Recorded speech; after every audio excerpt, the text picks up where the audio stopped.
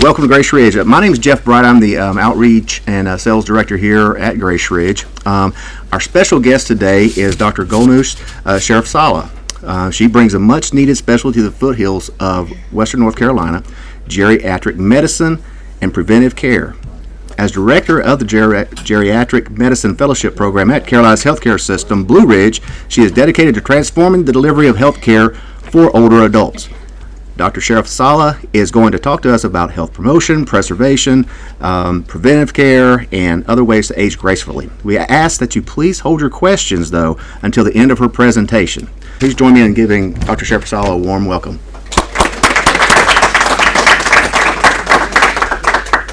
Good morning. Thank you so much for having me. And so I'm, again, Dr. Sharafsaleh. I usually tell my patients the way to pronounce that sounds like the sheriff's office and then salad without a D. So Sharafsaleh, it's close enough. But so for the next hour or so, we're going to be talking about healthy aging. And as a geriatrician, so a doctor that specializes in the care of individuals 65 and older, healthy aging and preventative care are, I think, crucial, very crucial in maintaining independence and promoting the best quality of life that a person can have.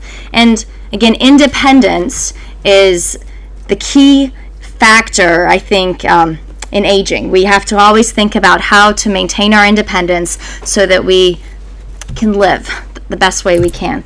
So next slide, please. I'm going to start by talking about what aging looks like in this country, and then we'll talk about chronic disease. After that, I'm going to focus a little bit on the Medicare annual wellness visit, because I think the components of that are key, and a lot of people don't know about that visit. Some primary care providers have not started to offer that routinely to patients, but aspects of that visit really focus on preventative care and really focus on the healthy aging, the piece that we're going to focus on. And I will also talk about some disease states. Again, these are parts of aging that we can affect. So here we'll go. So by 2030, the number of adults 65 and older will be about 71 million, and that's about the double of what we have currently. And we are living longer. So if we compare life expectancy as it was in 1950, it's about 10 years more for everyone, regardless of socioeconomic conditions, regardless of race or gender. For example, white women in the 1950s, their life expectancy was about 72, and by the year 2000, it was 80. So living longer. And by 2029, the last of the baby boomers will be 65. And next slide, please. Okay. So one thing that happens as we live longer, we end up dealing with chronic diseases. And if we think about chronic disease states, heart health is probably, I would say, number one. Heart disease is the number one killer in the country at around 30%. Cancer is 21%, stroke is 6.9%, chronic lower respiratory disease is 6.3%, and Alzheimer's disease about 4%. So just think again, Alzheimer's disease, that is an area of focus for me. You know, it's being the 5th leading cause of death in the country. That's huge. And it affects independence, right? So next slide, please. All right. So here we go. Just because you're aging, it doesn't mean that you have to be sick necessarily. And genetics, is a factor. But the biggest factor, I think, that affects some of these chronic disease states is our behaviors and the way we care for ourselves and actually what we do when we're younger. But what chronic disease translates to is diminished quality of life. 80% of older adults, and again, when we talk older adults, those individuals 65 and older, have at least one chronic condition. 50% of older adults have at least 2 chronic conditions. All right, next slide, please. Okay. So the implications of chronic disease, loss of independence. And as doctors, we look at independence sort of in two ways. The first thing we look at is activities of daily living. This is hygiene, being able to feed yourself, getting dressed in the morning, toileting, and transferring. If an individual has a loss of two functions for activities of daily living, then their chance of living independently is almost nothing. And so that's the first thing we address, is what can we do to make sure that a patient can take care of their activities of daily living. The first activity of daily living that seems to be affected is bathing, and then the last one seems to be feeding oneself. And so when we think about chronic disease, and if I'm going to get specific, if you think of like COPD, or you think about heart disease, or you think about osteoarthritis or osteoporosis, I think bathing is affected, right? Because as you start to get active, you'll have shortness of breath, or you can have pain because you can't maybe move the way you could. And getting dressed, right? That's a big factor too. Again, just think about a disease like osteoarthritis and how that could affect the way that you're getting dressed daily, and how that simple task could affect your independence and living by yourself. The second thing we look at is instrumental activities of daily living, and that's something like managing money, shopping, preparing meals, taking your medications. Most people who have some dependence on their instrumental activities of daily living can live independently, but the main issue is making sure we know if those individuals are at risk and they're not being exploited because maybe they have a cognitive disorder like dementia, or making sure that there is someone who's shopping for them and so that they have access to food. And so again, when we think preventative health and healthy aging, just addressing those needs can help us age better despite our chronic disease states. Next slide, please. So health promotion and preservation, we can delay or prevent death and decline due to chronic disease. Now, I'll start by saying that we are all dying, right? And we can't avoid it, no matter what we eat, no matter what we do. And any of us could die suddenly at any age. But what we can do is sort of think about our abilities and think about how we can improve our abilities just by taking care of ourselves, and also, maybe exercising, eating right, and watching out for each other. So risk of developing chronic disease increases with age, and the root cause of many diseases begin early in life. Again, heart disease, diabetes, COPD, all of these things, we can sort of try to prevent some of these chronic disease states or delay them by starting out early. Next slide, please. Okay, so the next thing we'll talk about is the Medicare annual wellness visit. Have any of you had a Medicare annual wellness visit? Okay, good. It's most of you haven't, but I think it's growing. This started with the Affordable Care Act, and it was passed January of 2011. Until then, Medicare did not cover a physical examination, and this was to replace or at least cover a part of a physical examination, because Medicare covers chronic disease care, but again, not a physical exam, a yearly physical exam that maybe another insurance company covers when you're younger. And this is a screening visit. It's not a disease where a doctor is listening to your heart and lungs, or looking at your diabetes or looking at your cholesterol, but it is specifically a screening to see what risk factors you may have that need to be addressed to keep you healthy and to keep you independent. I'm going to go through some of these in more detail with the next slides, and I think again some of these preventative care measures, if they are addressed, can really contribute to keeping us healthy and independent. And so a vision screen, a hearing screen, looking at environmental hazards, fall risk, depression, and cognitive decline, such as just mild cognitive impairment, which is memory loss without other losses that actually could mean the diagnosis of dementia. Next slide, please. So screening tests that need to be looked at, a colorectal cancer screening. Generally, we start at the age of 50, and we check a person every 10 years, a colonoscopy, until the age of 75 if everything is normal. Now, if you have a first-degree relative who had colon cancer, and let's say they had cancer at the age of 50, then you would need to have a colonoscopy at the age of 40, so 10 years before that person was diagnosed.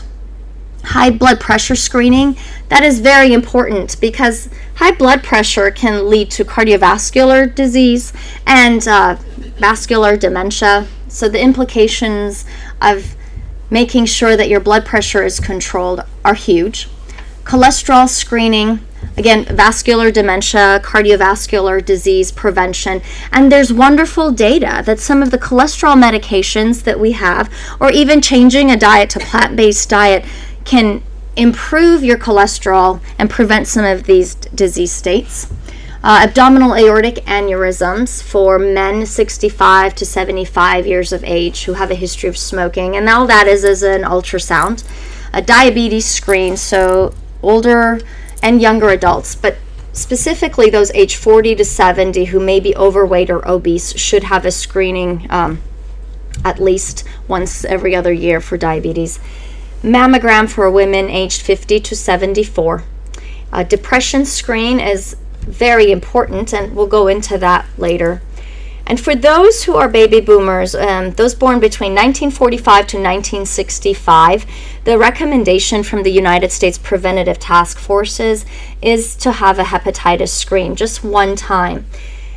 And some people may be at risk and some may not. But what I have to tell you about hepatitis C, when I trained and did my residency, the training we got was, we need to screen, and then we need to talk about how to manage this chronic disease and the implications this chronic disease can cause. And it was devastating. And now we have a cure. And so, screening and treatment are a possibility.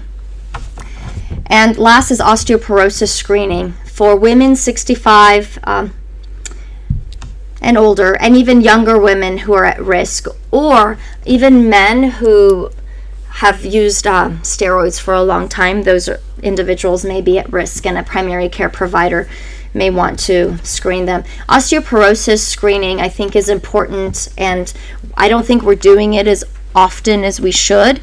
And one reason is it prevents falls, and falls can lead to disability and loss of independence and even death when an injury occurs. Can I ask a question? Yes. The upper limit of your years there, does that mean like mammograms, they don't do them after 74, or colorectals, they do not do them or won't cover it after 75? So, well, that's a good question. So, colon cancer screening, one reason we don't, if everything has been normal and your last colonoscopy is at the age of 75, then the next one would technically be if you would be 85. And so the risk of perforating your colon is higher than the benefit of finding cancer in your colon. And so we don't recommend it. But let's say you have a history of colon cancer and we've treated you and we're screening you, even if you're over 80, then that's a discussion that needs to occur with a patient and their oncologist. Polyps. And again, it depends on the type of polyps and sort of the screening that needs to happen after that. But, colon cancer, just screening for a healthy individual over the age of 80 is pretty risky. What about mammograms? Okay, so then we'll go to the next one too. So mammograms, age 50 to 74, that's the recommendation by the United States task forces. After 74, the risk sort of starts to go down again. However, this is the discussion that I have. If I have an 80-year-old patient and I think that they will survive treatment for breast cancer, I still say, yes, I'd like you to have a mammogram. But if I have someone who I think that a mammogram and a positive finding for breast cancer the treatment may actually cause more harm or kill them, then we may not pursue a mammograms. And I have patients in sort of both buckets. I have some who are in their 80s and we're getting mammograms because I think treatment is a great option for them, and I have others that we've stopped. But this is these are just the guidelines again. And I had a colleague when I first started practicing medicine. I didn't agree with some of the guidelines, and he gave me the best advice, and he said, these are just guidelines. You do what you need to do for your patient. Okay, Does that next. include people that have a history of breast cancer? Again, if you have a history of breast cancer, you're not in that category, right? People who have breast cancer need to have routine follow-up. And that follow-up, they're not screening mammograms. Those are diagnostic mammograms that they're having. Well, they told me I'm 80, and they said you needed to still have them because as you got older, your risk was higher of breast cancer. So It depends. But if you look nationally, actually, your risk actually starts to sort of go down. But again, if you're someone that would survive breast cancer treatment, I think you should continue to have them. And again, this is a guideline by the United States Preventative Task Forces that these individuals and these age groups need to have these screening tests. It just looks, the implication is you're written off after 75. I don't think you are. Like I said, guidelines are just guidelines, and you need to treat every patient individually. I have 75-year-old patients that are healthier than some of my 50-year-old patients, and I have some 50-year-old patients whom are probably too sick to have a mammogram. It just depends. If we could just hold our questions towards the end of the presentation, then we can get everyone's questions answered at the end. That would be great, and then we can move through it, make sure everyone gets through it all. I know everyone's got a lot of questions for it. Just jot them down on your documents there, and then we can I just want to make sure that this is being yes recorded properly Right, too without yeah. interruption. Or maybe I'll repeat the questions right when yes, I absolutely say it. Okay, That's next good. slide. Okay, so one of the big disease factors that I think that we don't discuss, and I think culturally people in that baby boom age group sometimes have a stereotype against talking about is depression. And nearly 7 million older adults are affected by depression. And it's not a normal part of aging. In fact, what we see is that most older adults are satisfied with their lives despite their medical problems. And the risk factors include loss of a loved one, genetics, brain chemistry, stress, chronic disease states. And in fact, if you have 2 or more chronic diseases, you're more likely to be at risk for depression. So heart disease, stroke, cancer, dementia. And I'll specifically tell you that with stroke and dementia, parts of the brain can be affected that can really increase your risk of depression, because depression is, it's a chemical process that happens in your brain with dopamine and serotonin levels and norepinephrine levels. It is not just, it is not to be taken lightly, right? It's not just something like, oh, they seem depressed, or it's not a real disease, because I do see that often in my practice where older adults come and they don't believe me when I tell them, look, I think you're depressed. Let's treat the depression as well, okay? And the stigma of taking an antidepressant, well, those antidepressants are really, again, they're increasing serotonin levels or dopamine levels or norepinephrine levels, things that are not balanced. Again, like liver disease or kidney disease. Depression is a disease process. Next slide, please. So recognizing the symptoms of depression, and this is if you notice within yourself or someone that you love or a close friend, persistent sadness, frequent crying, feeling worthless, helpless, restlessness, irritability, lack of interest to do new things, lack of energy, difficulty with concentration and attention, difficulty sleeping or oversleeping, change in appetite, thoughts of death or suicide. Again, this is a broad overview of some of the things that I'm going to cover, but briefly I'll touch on this. sometimes an individual with dementia can also have some of these symptoms. And so it is very important for a doctor to evaluate a person to make sure, hey, is this depression or is this dementia? Okay. So if you see any of these symptoms, I think an evaluation is important, because if this is a cognitive disorder, then the treatment is different versus if this is depression. Okay. And most people who are depressed, if we address the depression, they may be less restless, they may have more energy, they will be able to concentrate more, their memory might actually improve just by the treatment of depression. Next slide, please. So immunizations. A flu vaccine is recommended every year for everyone, and if you're 6 months and older in age. So, but 90% of flu-related deaths and 60% of flu-related hospitalizations are among individuals 65 years and older. And the only reason I would say do not get a flu vaccine is if you are allergic to eggs, or if you've had a reaction in the past, or something called Guillain-Barré syndrome, which is a neurological issue that can happen. Tetanus and pertussis, I know that sometimes you guys might forget that, we may need a booster, but a pertussis booster is recommended if you had a Tdap a long time ago, and then a tetanus vaccine is recommended every 10 years. And one of the other reasons for whooping cough is you're not just protecting yourselves, but you're really protecting your grandchildren from getting this disease. Next slide, please. So shingles vaccine, I know this comes up a lot with my patients have questions about this. There are two types of the vaccine. One is a live vaccine and the other is not. The recombinant zoster vaccine, which is the newer vaccine, is a 2-part vaccine, and it needs to be given 2 to 6 months apart.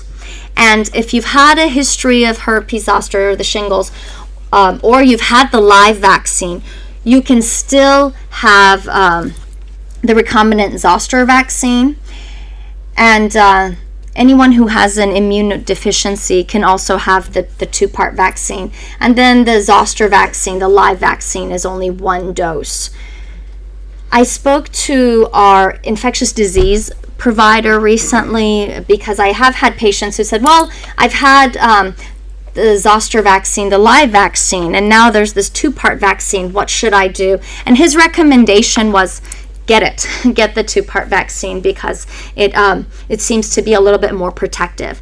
And they don't necessarily prevent you from getting the shingles, but if you do get shingles, it seems to be a lot more mild. Next slide, please. Okay, pneumonia vaccine. Again, this is very important.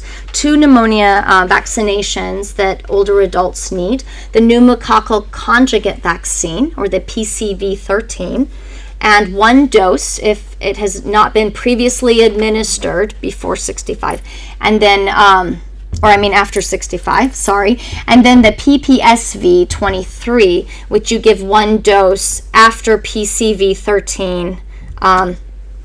So this is where it gets a little different. So if you are like in your 70s, you may have not gotten the PCV13 yet because you started to get the PPSV first when you were 65.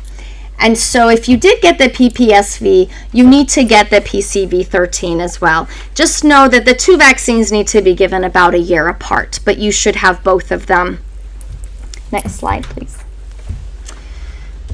Okay, now where we talk about specific parts of that Medicare annual wellness visit and different parts of the screening visit, and how sort of these disease processes can affect your independence, can keep you healthy and improve the quality of your life.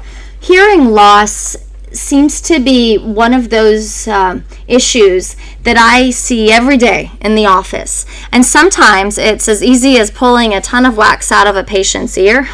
And other times, there's actual pathology going on. But some older adults do not want to wear hearing aids. And I talk to you about this because I think it's important, because it has a lot of implications that people don't think about. So 10% of adults age 65 to 75 have some level of hearing loss. And 25% of those 75 and older have hearing loss. So it is associated to causing, or not causing, but there's an association between hearing loss and cognitive impairment and decreased mobility. I can't explain the decreased mobility, but I can explain the cognitive impairment. It causes a lot of social isolation. People stop talking to you. You sort of close off, and can lead to anger. It can lead to depression. And so making sure that you have your hearing checked and considering actually a hearing aid may not be a bad thing. Next slide, please. Vision loss. This is huge too, because 1/3 of new cases of blindness can be avoided. And I'm not sure how often your doctors are telling you, hey, you need to go get your eyes checked, but you should every 1 to 2 years get your eyes checked, if just as an annual visit, even if you're not doing it because you have a chronic disease like diabetes. So 20 to 30% of people 75 and older are affected by some level of vision loss. 2% of patients 75 and older suffer from blindness. Those 65 and older make up about 12% of the total population, but make up 50% of the blind population. And some visual problems can be treated successfully. So that cataract, you might be waiting on, if you wait too long, you may not be able to treat it. But if you are followed by your ophthalmologist and you take care of it, your vision may even be better than it was before you were diagnosed. And again, the American Academy of Ophthalmology recommends a comprehensive eye exam every 1 to 2 years for adults 65 and older. Again, this is for all adults, not just those who have some level of vision loss. Next slide, please. Fall risk. This is huge. And one of the most common events threatening independence. Now, 1 in 3 adults 65 and older report falling within the past year. 5 to 10% of falls result in serious injury. Complications from falls are the leading cause of death from injury in people 65 and older. Cause of falls is complicated. Most are the result of multiple impairments. I'll go into that a little bit. Now, in the hospital, when I see a patient after a fall who has a hip fracture, 50% of those individuals lose their independence forever, end up in a nursing facility. And up to 20% of individuals who fall and break a hip will die within the first year after their injury. So this is serious. And if we think about hearing loss, if we think about vision loss, if we think about osteoarthritis, if we think about other neurological issues like Parkinson's or end-stage dementia, or we think about, arthritis due to our knees, there are a lot of reasons. This is why the cause of falls has multiple risk factors. And so we need to address each of these things to reduce our risk of falls. And the other part of the Medicare wellness visit does address some of these hazards around your home. Hey, do you have grab bars? Do you have loose rugs all over the floor? How are your hallways? Are they well lit? Are there things in the way? Do you have small pets all over the home? So keeping these things in your mind, in the back of your head, can help prevent a fall. That could really, I think this is probably one of the most important things to think about. And don't be afraid and don't be embarrassed to use a cane if you need it, to use a walker if you need it. If a walker is going to keep you at home and not in a nursing home, then I think it's a good reason to use it. And I often joke with my patients, they have these nice rollators and they have the baskets and they can sit down. And I think, this is what I'm going to get when I'm older, right? I think this is a great walking tool because you can rest too, right? And cardiovascular disease, pulmonary disease, if you need to sit down to rest to prevent a fall, that's important too. Again, this I would say is probably the scariest thought for me is my patients falling. Next slide, please. Okay, so the next things we'll talk about are physical activity, and I did bring some books for you guys. You can take a few. I will order more. These come from the NIH on physical activity and exercise. And the recommendation is 150 minutes of moderate aerobic activity and muscle strengthening 2 or more days a week, like a brisk walk, or 75 minutes of vigorous aerobic and muscle strengthening 2 or more days a week, like jogging or running, or a mix of moderate and vigorous aerobic activity and muscle strengthening 2 or more days a week. I don't know if I necessarily follow this, but I'll tell you what's important: endurance, balance, flexibility, and strength. And if you can just do something that addresses some of these things throughout the week, I think you're doing what you need to do. There's this NIH website. It's the Go for Life NIH website. It has information, bless you, on different activities that you can do in order to sort of address the endurance, the balance, the flexibility, and the strength. And the books up front that you could pick up if you're interested are pretty much based on that Go for Life NIH website. Next slide, please. All right, so nutrition. Malnutrition in older adults can lead to a number of health problems, including unintentional weight loss, loss of energy, muscle weakness or loss of strength, depression, poor memory, weak immune system because you're at high risk for infection, and anemia. I think nutrition plays a big role, again, in independence. And when I said, sometimes it's just access to food. Are we still able to drive to get our food?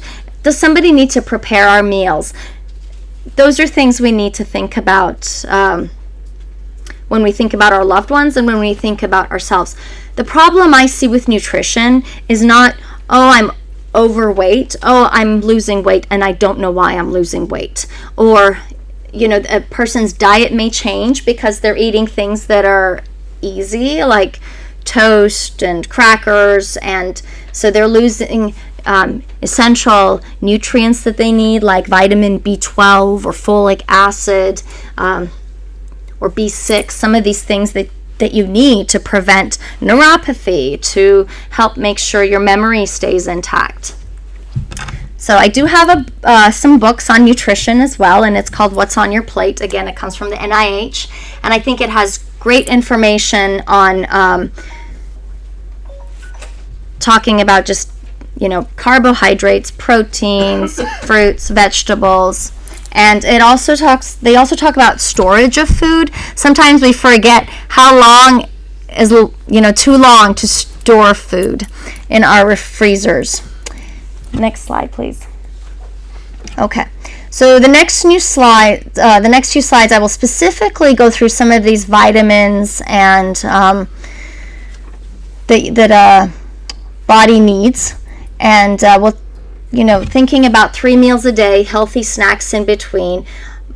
Most older adults that I tend to see eat only 1 or 2 meals a day, and we really need to make sure you're eating 3 meals a day. That's very important. Next slide, please. Okay, so our daily supplements. Eating a variety of healthy foods is the best way to get nutrients. And our dietary supplements are not regulated by the FDA. And so when you're buying something, you're not exactly sure, is this exactly what the label says in one pill versus another pill? You don't have a guarantee. So calcium is important, and it works with vitamin D to keep our bones strong. So if you don't have enough vitamin D and you're taking extra calcium, well, the calcium will not get absorbed. But you can get calcium in your milk products, in canned fish with soft bones, dark green leafy vegetables like kale, breakfast cereals, most of them have been fortified, and you need about 1,200 milligrams daily for a woman and 1,000 milligrams daily if you're a man. Next slide, please. Vitamin D, it's fortified milk products, fatty fish, tofu, mushrooms, eggs, Swiss cheese, pork tenderloin, oysters. I I didn't know if most people knew that there's vitamin D in so many things, but you need 800 international units daily and no more than 4,000 international units daily, and this is vitamin D3. Now, vitamin D, there is data that shows older adults, so 65 and older, who take 800 international units of vitamin D3 daily are less likely to fall than those who don't have that. So if I was to give anyone a dietary supplement, I tell everyone to take a vitamin D3 daily. Next slide, please. So B6, it helps to form red blood cells. Potatoes, bananas, chicken breast, fortified cereal. Women need 1.5 milligrams daily and men need 1.7 milligrams daily. Again, a lot of older adults have anemia. And so just making sure that you have your dietary supplements and you're eating the things that you need to be eating. And if you're not, then maybe a multivitamin is a good idea. There was a study that showed that there wasn't really a benefit to a multivitamin for women. But if you're not getting these in your diet daily, I do recommend that you make sure you're having these supplements. So B12, it comes with red meat, shellfish, soy products, eggs, nutritional yeast, and cereal. And 2.4 micrograms daily is what is recommended. Some people do not absorb B12. And so if I have a patient who comes in with neuropathy, which is burning and tingling in their legs, or memory loss, sometimes I do check a vitamin B12 level. And if it's low, I may need to give them a B12 injection. Or if a person has not been taking a supplement and it's not too low, I'll start them on an oral supplement and then recheck the B12. But if you are not an individual who absorbs B12 by eating it, then you may need to have a B12 supplement monthly given by doctor, like in an intramuscular shot. Next slide, please. Antioxidants. These are natural substances that might help protect from some diseases. So beta carotene, fruits, veggies, dark greens or dark orange, like sweet potatoes. These are important, good for your eyes. Selenium, seafood, liver, meat, and grains. Vitamin C, citrus fruit, peppers, tomatoes, and berries. Vitamin E, wheat germ, nuts, sesame seed, canola, olive, and peanut oil. And then last, herbal supplements. So this research is ongoing to see if there are some benefits. And some studies have shown a little, and most have shown no benefits. I would just say be careful as a consumer when you're purchasing some of these herbal supplements, and don't necessarily believe that they're going to give you the benefits that they say that they're going to give you. Next slide, please. All right, and that's all I have for you. I just wanted to leave some time for questions. Mm-hmm. Yep, we've got some time for that. Yes, we'll go there. On screening the abdominal aortic aneurysm, my father died from that, but I noticed it says men aged 65 to 75. So there's a daughter and a woman. Is this a test that I should consider? So again, the guideline is from the United States Preventative Task Forces for that specific screening. And I'll be honest, if as a physician, I think that my patient may be at risk. And this is, the risk factor is really a behavioral risk factor. So if you've been a smoker, that's the big risk factor. Usually it's not a genetic risk. But if I think a patient of mine is at risk, I have checked women for it before.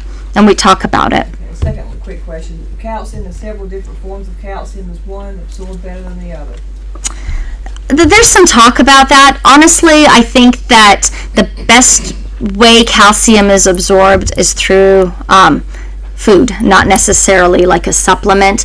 And if you think about, so a cup of yogurt, for example, has, 300 to 400 milligrams of calcium. And if you need 1,200 a day, and a glass of milk is about 200, depending on how much. But if you're getting enough dietary calcium, if you think about, okay, I have a lot of dairy products a day, and even if you don't drink dairy, you drink coconut milk or something else, you can get most of your calcium in your diet But I don't think there's necessarily a difference. Sometimes what happens is some people tolerate some forms better than others.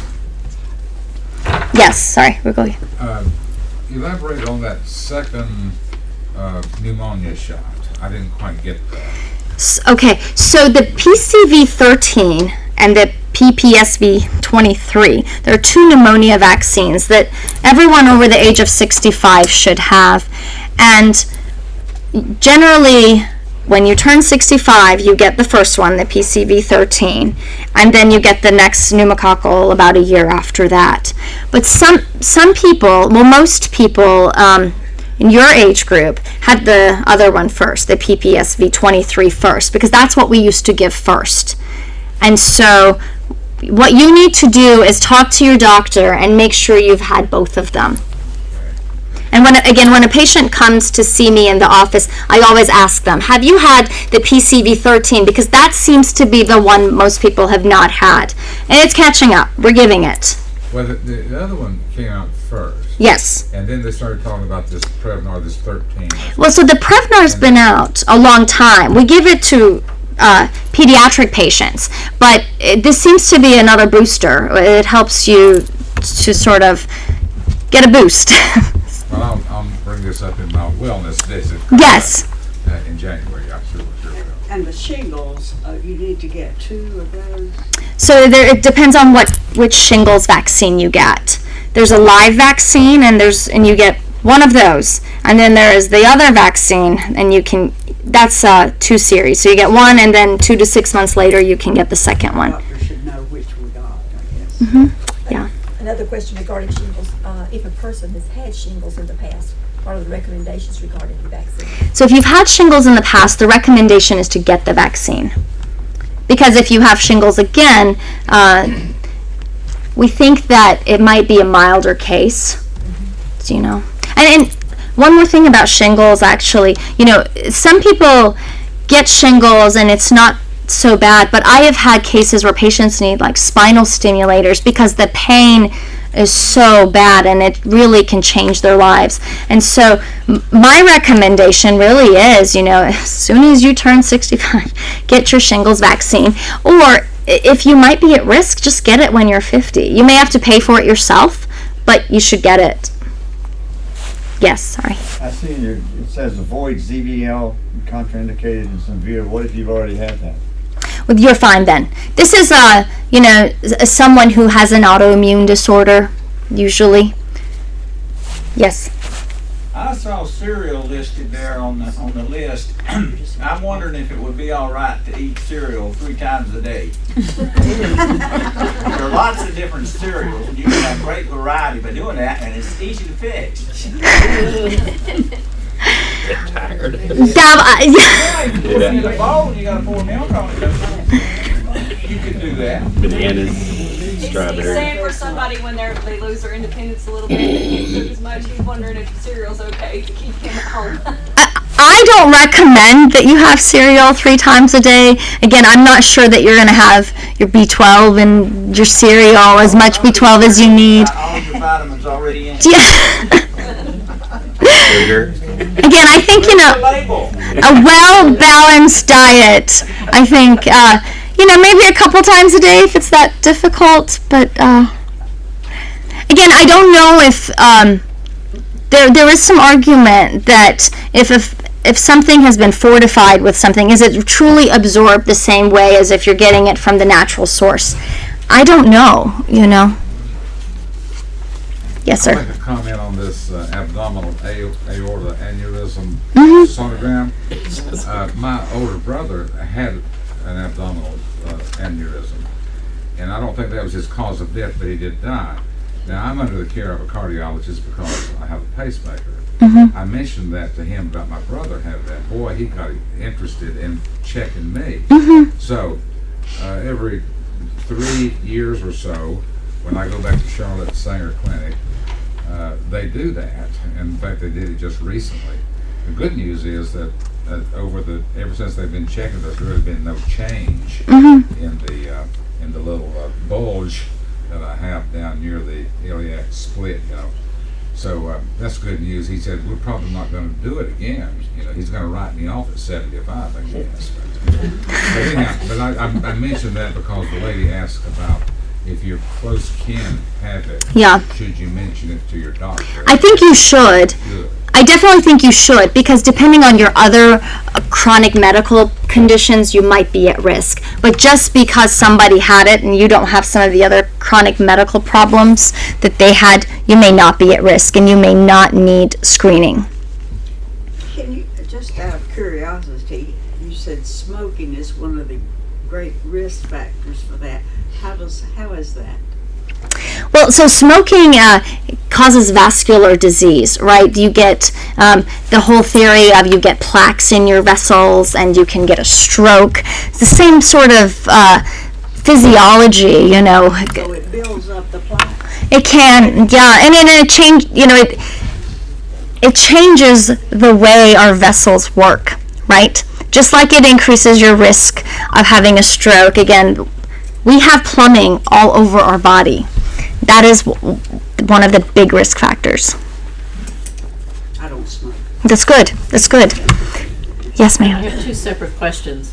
On the shingles vaccine, we've been trying to get it at Walgreens, and the manufacturer of the shingle vaccine it's been real slow getting to them. So I'm wondering if the product is more available now, even in doctor's offices. There's a wait list. Do you know if that is still current? Well, last week we asked, and right now it's still as of March this year that they can't get it in. Have you called other pharmacies? Even CVS. Okay. Okay. My physician's office said it was difficult to get Ingles. Yeah. Yeah. I'm not exactly sure about the availability. Now, one of the things with the shingles vaccine, a lot of doctors' offices don't carry it because of the timing and the way that it needs to be prepared. Right, that's why the doctors sent it. We send it to the pharmacy, and yeah, I don't know what to tell you about the Ingalls has it. Okay. Yeah. Also, Okay. the second question is on breast cancer risk. I heard that soy products are not recommended if you have breast cancer risk. It depends on your breast cancer. Some of them are estrogen sensitive, and if that's the case, and your doctor will tell you, you know, what type of breast cancer you have, then you probably should avoid soy products. Now, I often talk to patients who have breast cancer and who are like on a plant-based diet or really want to be on a vegetarian diet, and I think, oh, well, I can't eat soy. I said, well, there are a lot of other sources of protein that other than soy, you know, and a lot of people have not heard of nutritional yeast. Have you guys heard of nutritional yeast? It's great stuff. It has a lot of vitamin B12. It comes in like a powder. I hide it in everything. My children have no idea what they're eating. But it sort of has like a cheesy consistency, you know, once you mix it with things. And the grocery store will have some. I order it at bulk and on Amazon or one of the other online. Something you keep in the refrigerator? You don't need to keep it in the refrigerator, but it's like a powder. Then any of the natural food stores will have it. Most grocery stores will have it. So do you put it in things you bake or just casseroles? Or Everything. I hide it. So I made some macaroni and cheese for my daughters today for lunch, and I hid nutritional yeast in it because it dissolves like cheese does, and they have no idea what they're doing. They think it's delicious. Yeah. What's the great benefit of it? Lots of vitamin B12. A lot. Yeah. There's recently been a study that said a sedentary lifestyle makes you more at risk than diabetes or smoking. How do they define a sedentary lifestyle? Do you know? So I guess it just depends on how I would define a sedentary lifestyle. And I would say a sedentary lifestyle is maybe a lifestyle where you're sitting in front of a television or a computer screen most of the day and you're not getting up and you're not actually physically active. There is some data that shows, you know, if you cannot exercise for 150 minutes a week and you break it up in 10-minute bursts, that's just as good. But, you know, you need to get up, that blood needs to move. That's probably, yes. I'm only 73 years old. You're young. Very active person. Yes. But it seems like my metabolism is slowed so much. I have a very hard time controlling my weight. And I only eat like one meal a day, and it's a small meal. And you're saying eat 3 meals a day. Sometimes if you're not getting enough calories, your body holds on because it goes into a starvation mode. And so you may actually need to start eating a little bit more and changing some of the things that you're eating. And I don't know exactly what you're eating in that meal that you're eating, but smaller portions and then multiple meals a day, and then making sure that you have a balance of your proteins and your carbohydrates. People and culture changes, like carbohydrates are bad or protein is bad, and you go switch from one thing to another depending on what year it is. But really, I think what we've found is that you really need a good balance of everything, and you need to have smaller portions. I'm not sure what you're eating, but Seems like I eat pretty healthy. Breakfast is a problem too. skipping breakfast, yep, that's a problem too. And there's some other things you can do, like intermittent fasting. There are so many things that we know about diet and how it affects our bodies, and how, again, I sometimes wonder if people are not eating enough, and that might be the way they're holding on to their weight. You just mentioned the skip. I never eat breakfast. Start eating some breakfast. Yes. Breakfast is the most important meal of the day. That's correct. All right, guys. Thank you so much. That's all the time we have for questions. I think Jeff and Lisa are going to move on to lunch from here. Thank you so much. No problem. Thank you.